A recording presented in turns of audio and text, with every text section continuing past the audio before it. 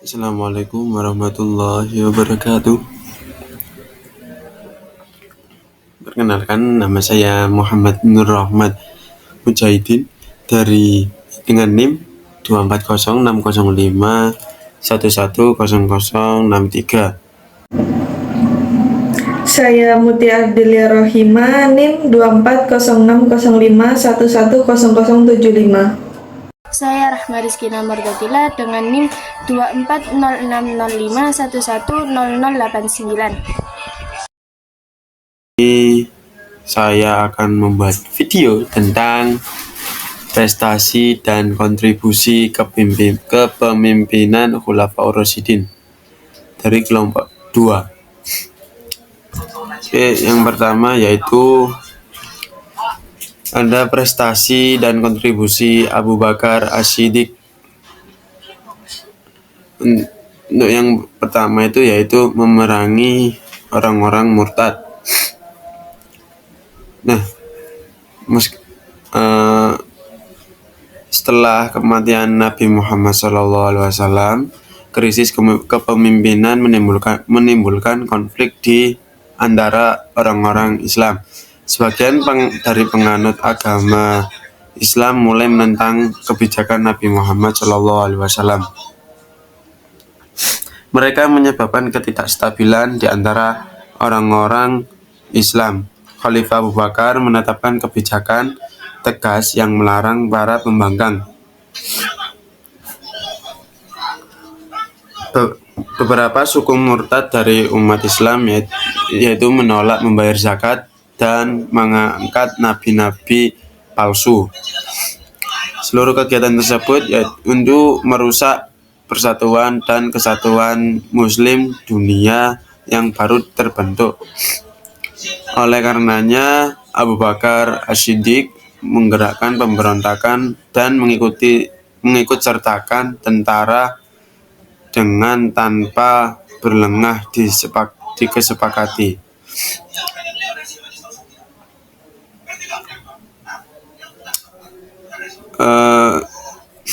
Sebagian orang di Madinah meninggalkan Islam dan kembali ke kebiasaan lama seperti menyembah berhala. Suku tersebut mengklaim hanya memiliki perjanjian dengan Nabi Muhammad SAW saja.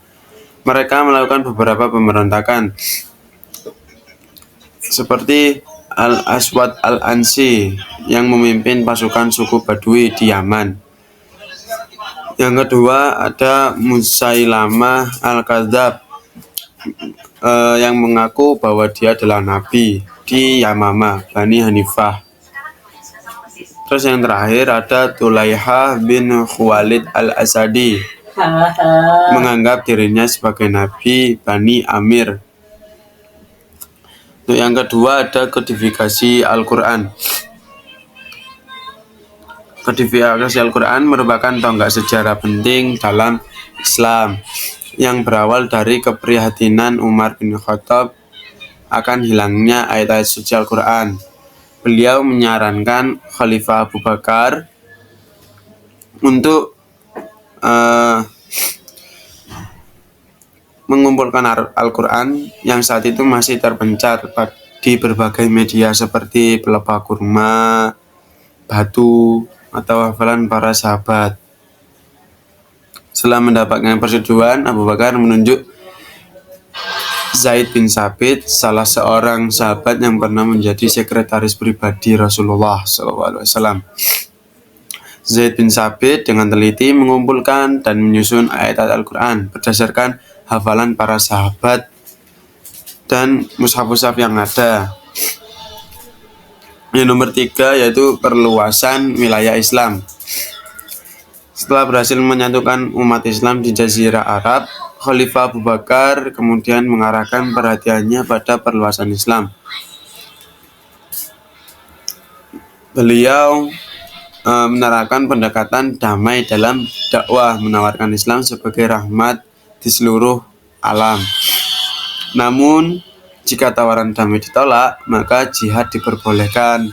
Strategi ini terbukti efektif saat pasukan Islam di bawah kepemimpinan para panglima seperti Khalid bin Walid dan Abu Ubaidah bin Jarrah.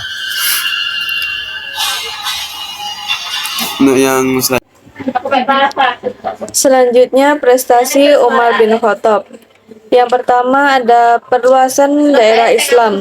Saat pemerintahan Umar bin Khattab, Islam mengalami perluasan wilayah mencakup Syam, Mesir, Persia, Palestina, bahkan sebagian wilayah Afrika Utara, Armenia, dan Eropa Timur.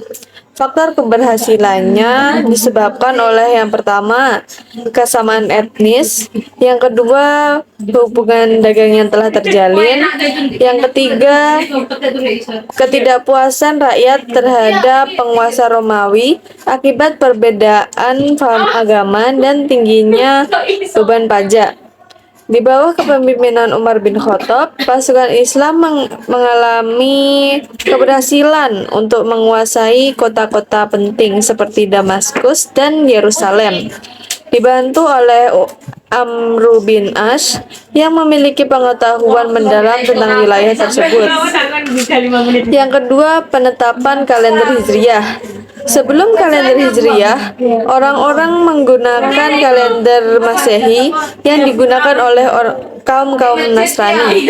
Kaum Muslim merasa perlu memiliki sistem kalender sendiri, jadi Umar bin Khattab menetapkan kalender Islam berdasarkan peristiwa hijrah Nabi Muhammad SAW. Yang ketiga, menetapkan hukum tentang masalah-masalah baru.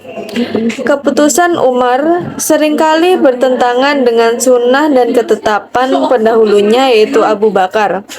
Contohnya, mengenai harta rampasan, Al-Quran mengajarkan bahwa harta rampasan harus dibagikan kepada tentara-tentara yang sedang berperang. Tetapi Umar membaginya dengan petani setempat walaupun belum Islam. Keputusan ini sempat memicu protes dari beberapa sahabat, tetapi Umar tetap pada kebijakannya.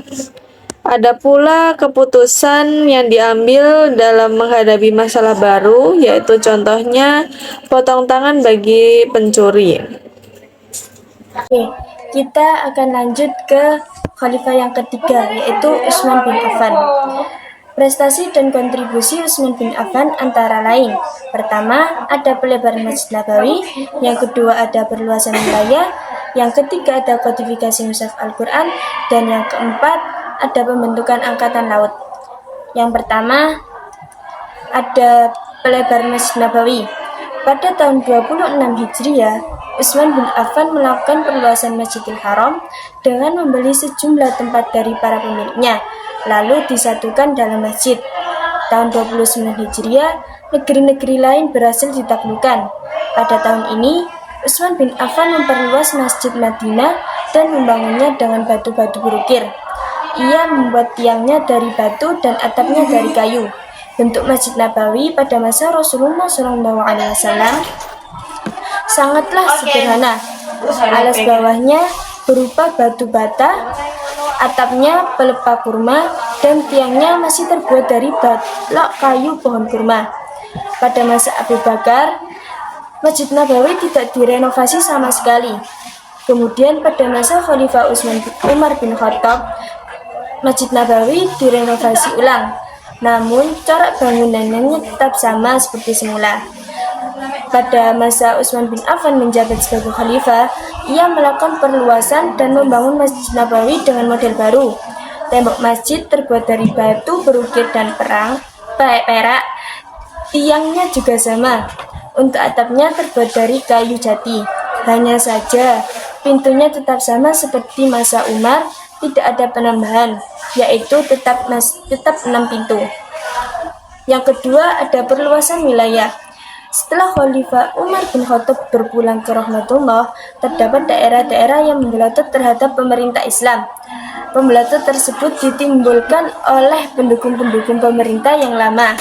Pemerintah sebelum daerah itu masuk ke daerah kekuasaan Islam, ingin hendak mengembalikan kekuasaannya. sebagaimana yang dilakukan oleh Kaisar Yazid yang berusaha menghasut kembali masyarakat Persia agar melakukan perlawanan terhadap penguasa Islam. Akan tetapi, dengan kekuatannya, pemerintah Islam berhasil memusnahkan gerakan pemberontakan sekaligus melanjutkan perluasan ke negara-negara Persia lainnya. Perluasan dan perkembangan Islam pada masa pemerintahnya telah sampai pada seluruh daerah, yaitu Persia, Tabrizan, Azerbaijan, dan Armenia. Selanjutnya meluas pada Asia Kecil dan negara Cispus, serta Rhodes dan Transylvania. Atas perlindungan pasukan Islam, masyarakat Asia Kecil dan Cispus dan lainnya bersedia menyerahkan upeti sebagaimana yang mereka lakukan sebelumnya pada masa kekuasaan Romawi atas wilayah tersebut. Yang ketiga, ada kodifikasi mushaf Al-Quran. Jasanya yang paling besar adalah saat mengeluarkan kebijakan untuk mengeluarkan Al-Quran dalam satu mushaf. Pada masa pemerintahan Utsman bin Affan terjadi perluasan wilayah Islam di luar Jazirah Arab, sehingga menyebabkan umat Islam bukan hanya terdiri dari bangsa Arab saja.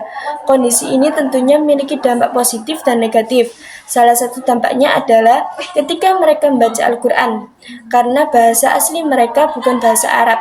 Fenomena ini ditangkap oleh dan ditanggapi secara cerdas oleh salah satu seorang sahabat yang juga sebagai panglima perang pasukan muslim yang bernama Hudzaifah bin Al-Yaman. Kodifikasi dan penyalinan kembali mushaf Al-Quran terjadi pada tahun 25 Hijriah.